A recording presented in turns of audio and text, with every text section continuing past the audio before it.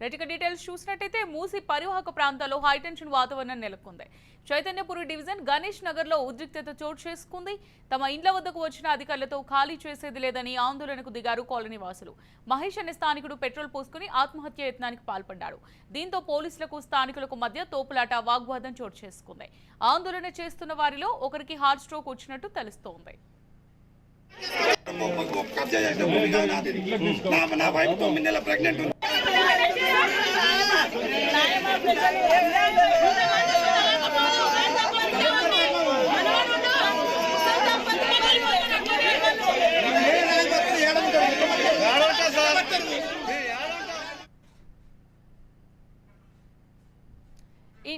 ఇండ్లలో నుంచి బయటకు వెళ్లేది లేదని, తమకు డబుల్ బెడ్రూమ్ ఇండ్లు అవసరం లేదని సీఎం రేవంత్ రెడ్డిపై తీవ్రస్థాయిలో విరుచుకుపడ్డారు. ప్రజాపాలన, ఇందిరమ్మ పాలన అంటే ఇదేనా అంటూ ప్రశ్నించారు. ప్రాణాలైనా అర్పిస్తాం, కానీ ఇక్కడి నుంచి వెళ్లే ప్రసక్తి లేదని ఆవేదన వ్యక్తం చేస్తున్నారు. కాంగ్రెస్ ప్రభుత్వం శాపనార్థాలు పెడుతూ సీఎం రేవంత్ రెడ్డిపై తీవ్రస్థాయిలో మండిపడుతున్నారు.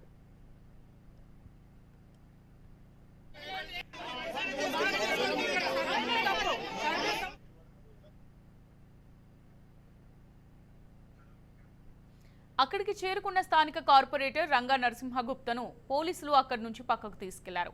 సంఘటనా స్థలానికి మల్కాజ్గిరి ఎంపీ ఈటెల రాజేందర్ చేరుకుని బాధితులను వివరాలు అడిగి తెలుసుకున్నారు.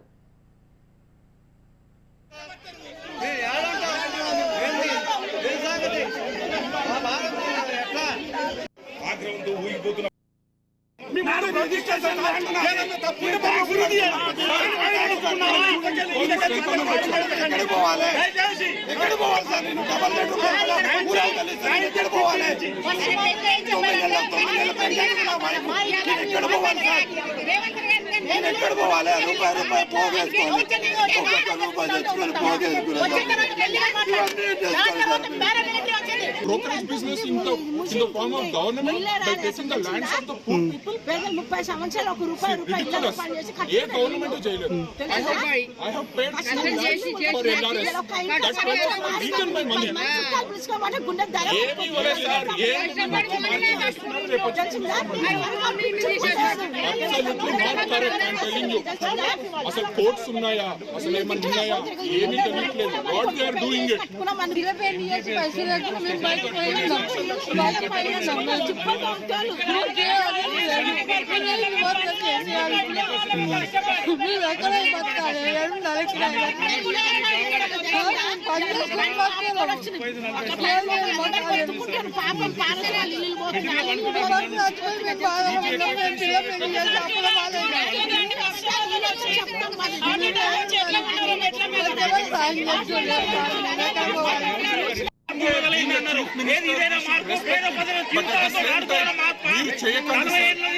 వీడియోస్ ఎన్నో చూసాను నేను. పెద్ద పెద్ద మాటలు మాట్లాడారు, పేగలు అది ఏంటి సార్? నువ్వు ఇచ్చే డబల్ బెడ్రూమ్ ఎవరు ఉంటారు సార్? అక్కడ డబల్ బెడ్రూమ్ 400 ఎవరు ఉంటారు చెప్పండి. ఇక్కడ వచ్చి పోలీసులతో అందరినీ జులుం చేపిస్తున్నారు. గత 2 నెలల నుంచి కూడా మేము కంప్లైంట్ పెట్టినాము. దీన్ని తేల్చండి. పురాణాపులకేమో 30 మీటర్లు ఉంటుందంట, చైతన్యపురికేమో 150 మీటర్లు ఉంటుందంట. అంటే అక్కడ ప్రజలు ఇక్కడ ప్రజలు కాదా? గత 100 ఏళ్ల నుంచి మూసి ఒక చుక్క కూడా నీళ్ళు ఇక్కడికి వచ్చిన పాపన లేదు. దీన్ని ఎఫ్టీఎల్ కింద పరిగణ పెడుతున్నారు. మేము ఒకటే చెప్తున్నాం, అసలు ఎఫ్టీఎల్ నీళ్లు రాని ఎఫ్టీఎల్ ఎట్లా మీరు నిర్ణయించారు? మీ అధికారులు జిహెచ్ఎంసీ పర్మిషన్ ఎట్లా ఇచ్చారు, కరెంట్ ఎట్లా ఇచ్చారు, నల్లా ఎట్లా ఇచ్చారు, ట్యాక్స్ ఎట్లా వసూలు చేశారు? మరి ఫస్ట్ ఆ అధికారులను సస్పెండ్ చేయండి, ఆ ప్రభుత్వాలను నిలదీయండి. అవన్నీ చేసి ఇప్పుడు రండి, అవన్నీ జవాబు లేదు.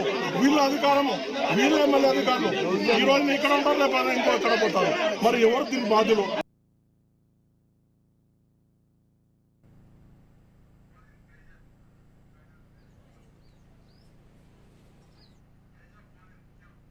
రైట్, ఇదే అంశానికి సంబంధించి మరింత సమాచారం మా స్పెషల్ కరెస్పాండెంట్ తేజ అందిస్తారు. తేజ.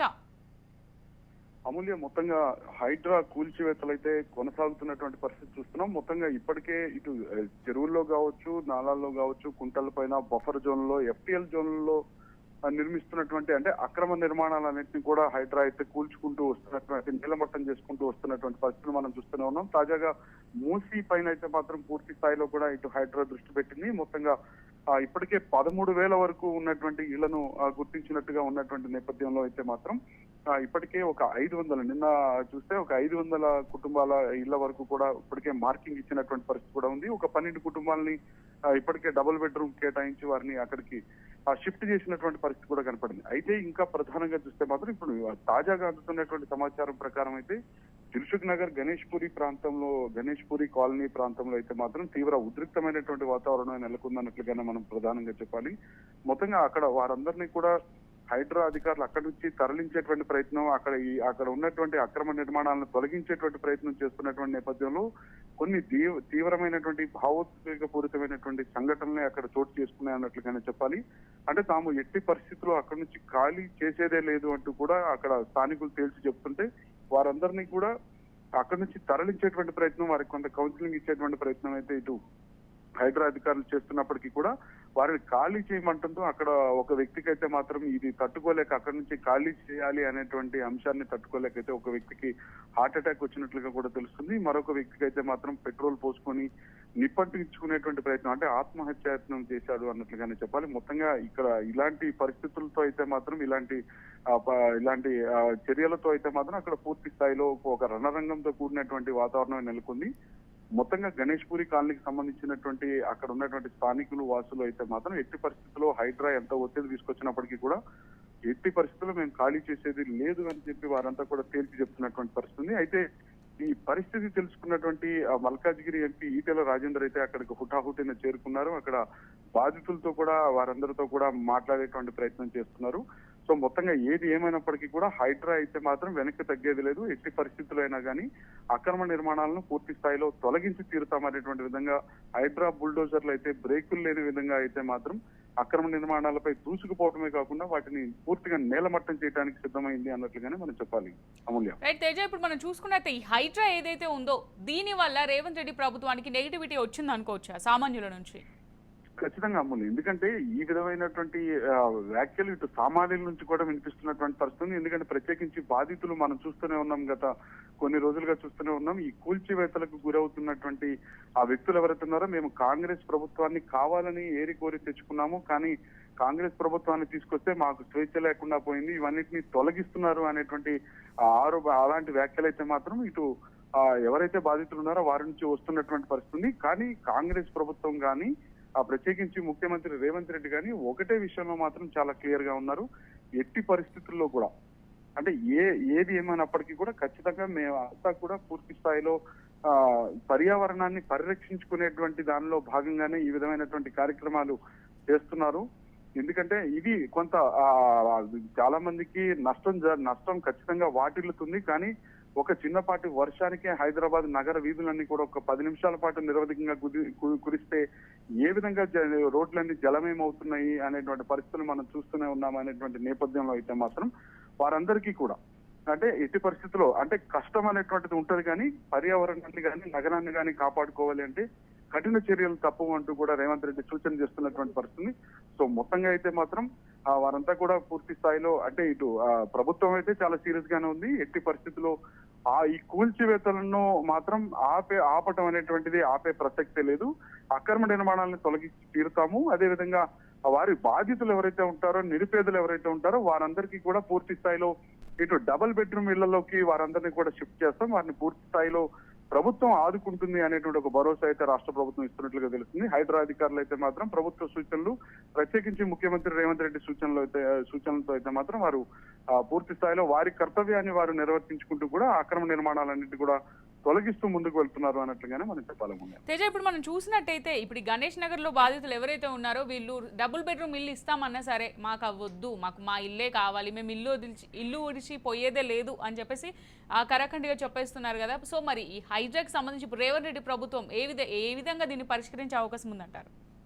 అదే మనం ప్రస్తావిస్తున్నాము. ఎందుకంటే ఎట్టి పరిస్థితుల్లో అయితే మాత్రం అంటే కఠినమైనటువంటి నిర్ణయాలు ఖచ్చితంగా ఉంటాయి. కఠినమైనటువంటి నిర్ణయాలు తీసుకుంటేనే ఇటు నగరాభివృద్ధి అనేటువంటి సాధ్యమవుతుంది. ఇటు ఇప్పటికే 80% వరకు చెరువులన్నీ కూడా 80% వరకు కబ్జాకు గురైనాయి. కొన్ని చోట్ల 60% వరకు కబ్జాకు గురైనాయి.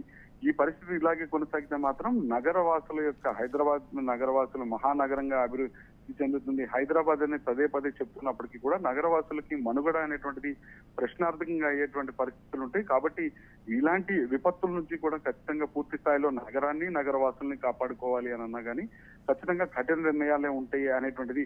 అంటే ఇది కేవలం రాష్ట్ర ప్రభుత్వానికి ఈ అధికారానికి సంబంధించినటువంటి అంశం కాదు, చిరస్థాయిగా కూడా ఆ వాతావరణం అనేటువంటిది ఇక్కడ ఉన్నటువంటి నగరవాసులందరికీ కూడా పూర్తి స్థాయిలో ఒక సౌలభ్యం కోసమే ఈ విధమైనటువంటి చర్యలు రాష్ట్ర ప్రభుత్వం తీసుకుంటుంది. అది ప్రజలందరూ గ్రహించి స్వచ్ఛందంగానే సహకరించాలి అనేటువంటి ఒక సూచన అయితే మాత్రం, ఒక విజ్ఞప్తి కావచ్చు, ఇదంతా రాష్ట్ర ప్రభుత్వం నుంచి వస్తున్నప్పటికీ కూడా హైడ్రా అధికారులు అయితే మాత్రం పూర్తి స్థాయిలో వారందరికీ కూడా ఎందుకు ఈ విధమైనటువంటి చర్యలు చేపట్టాల్సి వచ్చింది అనేటువంటిది అయితే మాత్రం వారంతా కూడా కొంత కౌన్సిలింగ్ ఇచ్చేటువంటి ప్రయత్నం చేస్తున్నారు, అందరికీ తెలియజెప్పేటువంటి ప్రయత్నం చేస్తున్నారు. అయినప్పటికీ కూడా వారంతా కూడా మేము ఎట్టి పరిస్థితుల్లో ఖాళీ చేసేది లేదు అని తేల్చి చెప్తున్నప్పటికీ కూడా వారిని పూర్తి స్థాయిలో అక్కడి నుంచి సర్ది చెప్పి వారిని అక్కడి నుంచి తరలించేటువంటి ప్రయత్నం అయితే హైడ్రా అధికారులు చేస్తున్నారు.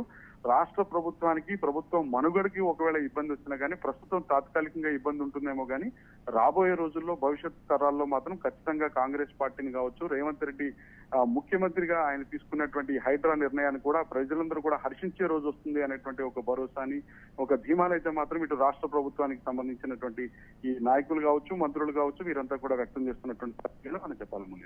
Right, thank you for the updates.